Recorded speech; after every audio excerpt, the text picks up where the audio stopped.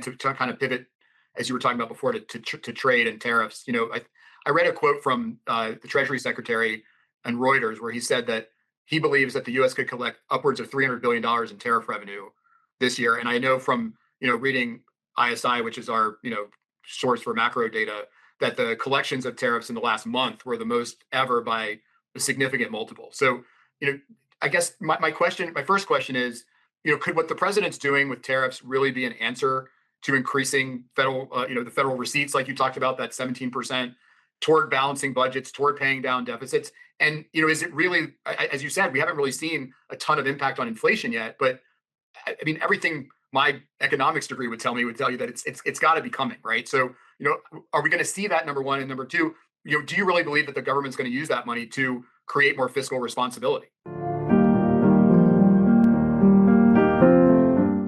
Well, look, I think that when you look at the administration's long-term plan, they've got, I believe, over the next 10 years, $3 trillion of tariff revenue in there. So Besant's using that $300 billion figure.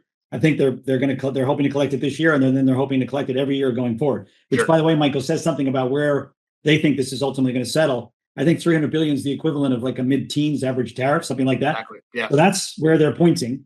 Yeah. I do believe that they look at that as deficit reduction. And because when they talk about where the deficit might be as a percentage of GDP over the long run, the Congressional Budget Office doesn't factor in the tariffs into their projections.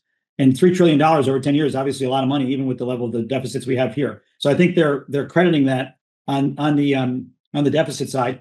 And then the other thing that they focus on in order to get the percentages of the deficit percentages of GDP down is the growth side. Those are two things.